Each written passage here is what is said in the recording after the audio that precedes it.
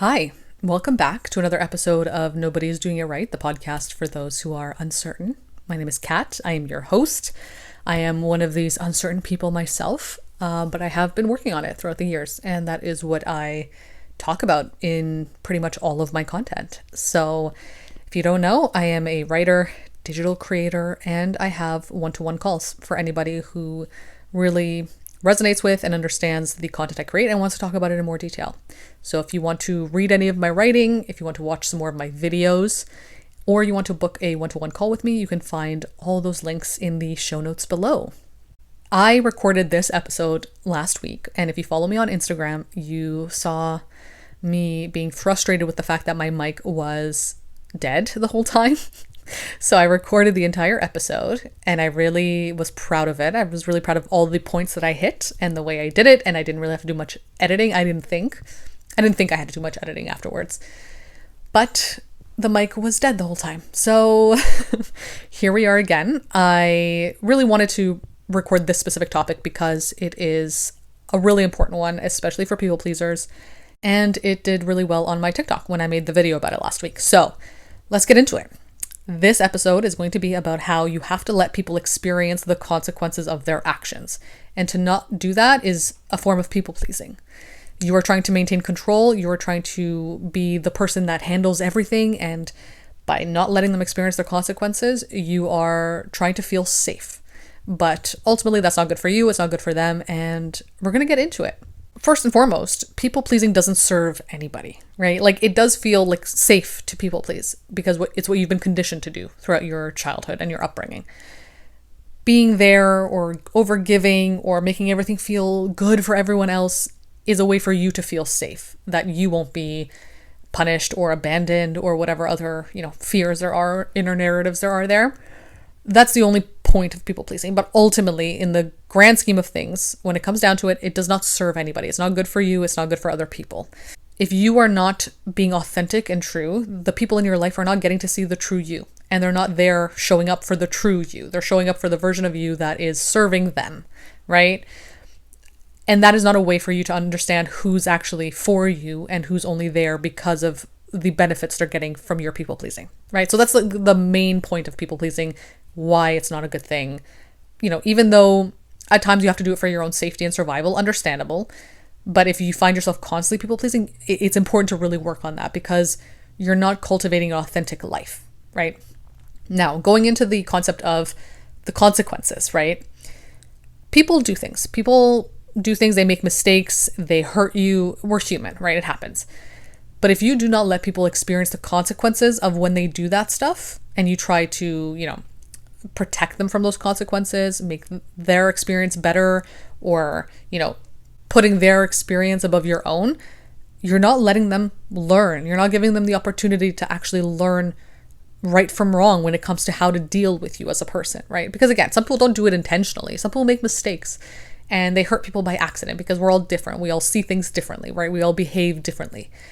But by not giving them the consequences of those actions, which might be you getting angry or you distancing yourself or removing yourself from their life, they won't actually learn how to show up for you and learn that they cannot get away with that behavior if it's something that they're doing intentionally.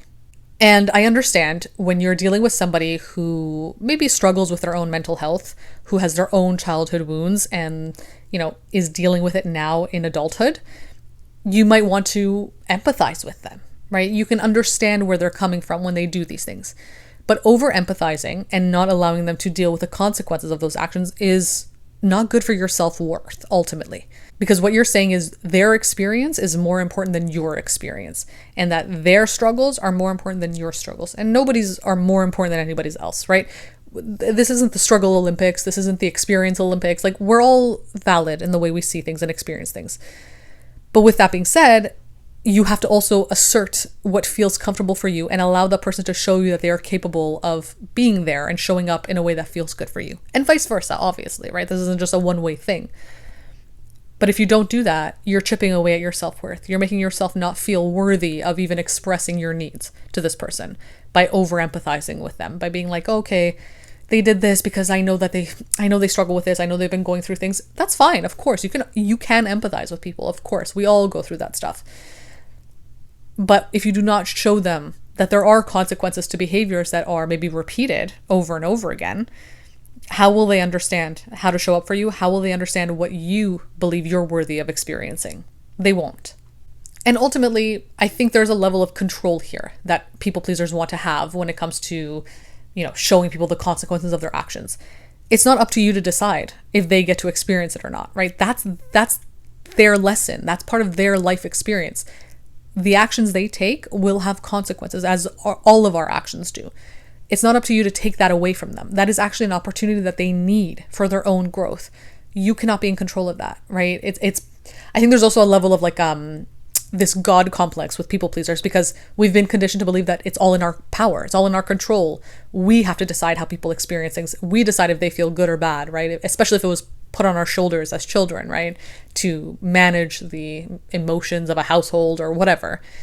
We feel like, oh, okay, it's in our power. So I have to decide whether or not this person, is going to have to deal with me being angry or not. It's not up to you to decide on that. You have to show up in a way that's authentic for you, and they have to experience it in the way that is for them, right? You cannot be in control of that. It's not your place to take that experience away from them, because ultimately that is the only way that you can see if somebody's willing to step up and to give them the opportunity to even show themselves that they're capable of stepping up.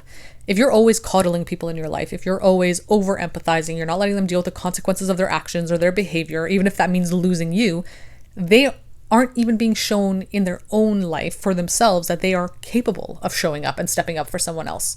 And that's really important for someone to experience, right? We all need to experience that. We all need to see what we're capable of. And usually, not always, but usually the way we are shown, or we show ourselves what we're capable of, is when we're faced with something that we have to sacrifice, or when we're faced, when push comes to shove, basically. And that's the only way. So we have to let people experience those consequences so that they also know for themselves what they can and can't do, or what they're willing to do and how they're willing to show up. Not everyone can show up in the way we want them to. And some people aren't even willing to show up that way. But we need to see that for ourselves. And they need to see that, right? That's how you find alignment and authenticity when it comes to the relationships in your life. Holding people accountable is good for them, and it's good for you.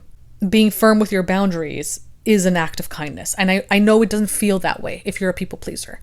Letting people experience your anger, your frustration, your boundaries feels like an attack on them. It feels like you're attacking them, but that's only because you've been conditioned to think that.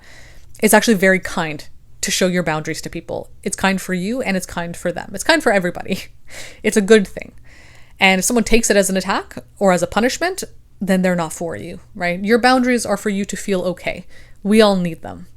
And your boundaries obviously cannot overstep somebody else's, right? You can't ask for something that oversteps somebody else's boundaries, of course. But that's the only way to learn what we can and can't do for each other, right? We have to assert our boundaries. And holding people accountable is good for them as well. Now, it's not up to you, again, to teach them lessons or to help them grow. That's for you, right? Holding someone accountable is a you thing as well. It's beneficial for you to show yourself that you're willing to back yourself up, to tell somebody, hey, I didn't like that. That didn't feel good. I don't like when you treat me that way. That's for you. And also, by extension, benefits them as well. But when we try to hold back those consequences, when we try to protect people from their consequences, we're not doing anything for ourselves ultimately. It's all for them. We're trying to take control and manage things for them, and we can't do that. That's not our place to do that. And I know it feels safer to do so. We fear that people will abandon us if we make them experience consequences or make them feel bad for their behavior.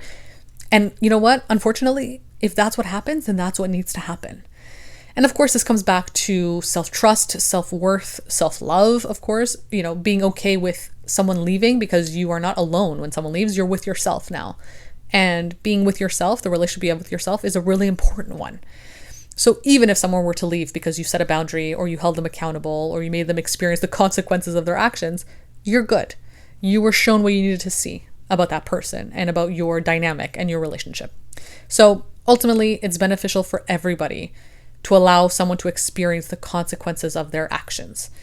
They need to. We all need to. Every action we take has consequences to it. And if we do not get the opportunity to experience those things, we don't learn. We don't learn what's right for us. We don't learn how we want to show up. We don't learn how people react. We don't get the information we need, right? We don't get all the data points that we need to make informed decisions moving forward. And that's not fair to anybody. So the only thing you can do, the best thing you can do, is show up authentically. And if in that moment, what is authentic to you is that you are upset, or you want to end your relationship with them, or you want them to just understand that, this feels a little off for you, then that's what you need to do. That's it. That's all you need to do. And that is the best thing you can do for yourself and for them. So stop holding back. Stop trying to protect them from their consequences. You need to let them experience that, even if it means losing you. That is a consequence, and that is a consequence to their actions. And that's for them to deal with. I hope this was informative. I hope it was helpful. It's a little bit shorter than the last episode. I don't know if I hit all the points that I wanted to, but again, it happens when you're a content creator, when you work with equipment. It's just part of the process, and I'm learning to accept that. I'm learning to recognize that it's part of the discomfort of doing this work. And yeah.